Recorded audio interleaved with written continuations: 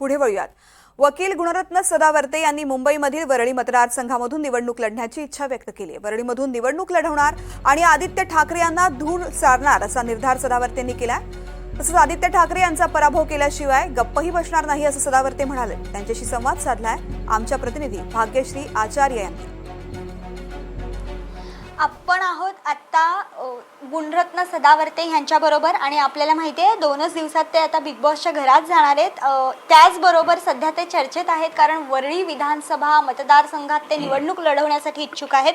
आपण त्यांना विचारूया। नमस्कार सर, पहिले विधानसभेबद्दल विचारते। विधानसभा निवडणुका जवळ आलेल्या आहेत, वरळी मतदारसंघातनं तुम्ही लढण्यासाठी इच्छुक आहात असं कळतंय। नेमकं काय भावना आहेत, काय कशा पद्धतीने तुम्ही कोणाकडे तिकीट मागितले? असं आहे की म्हणजे तो जो मतदारसंघ आहे वरळी, तो मध्यमवर्गीय बहुभाषिक कष्टकऱ्यांचा आणि चळवळीचं केंद्र असलेला मतदारसंघ आहे। त्या मतदारसंघाला उपरा उमेदवार आदित्य ठाकरे सारखा मिळाला आणि त्यांनी त्या मतदारसंघात कधीच लक्ष दिलं नाही। तो म्हणजे पेज 4 साठी तो फार लायक असा व्यक्ती आहे आणि त्याची कीर्ती ही एका म्हणजे सिने क्षेत्रातील एका अभिनेत्रीच्या संदर्भानं ज्या प्रकारे तिने प्राण गमावले त्याच किरदारवर फार जास्त त्याच्या कीर्तीची चर्चा झालेली आहे।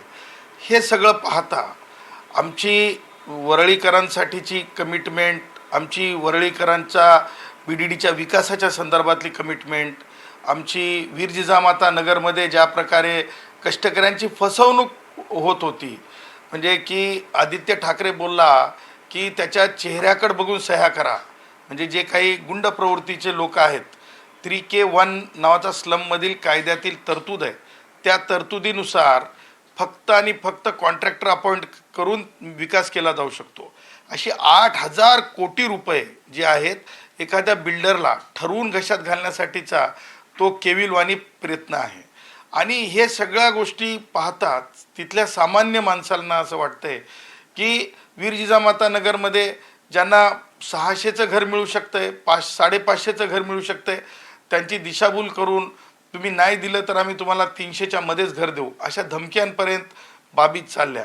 आणि त्याचबरोबर तिथे जे आहे माता रमाईचं स्मारक व्हावं ही अनेक वर्षांपासूनची इच्छा आहे।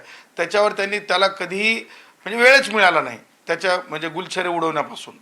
आणि हे सगळं पाहता म्हणजे वरळीमधून निवडणूक लढणंच आवश्यक आहे असं लोकांचं मनोधैर्य झाल्यामुळं तिथून निवडणूक आम्ही लढवणार आहोत। तर आपल्या समोर होते गुणरत्न सदावर्ते। आपण आता बघणार आहोत त्यांना लवकरच बिग बॉसच्या घरामध्ये आणि विधानसभेच्या निवडणुकीच्या रिंगणात देखील आपण त्यांना लवकरच बघणार आहोत।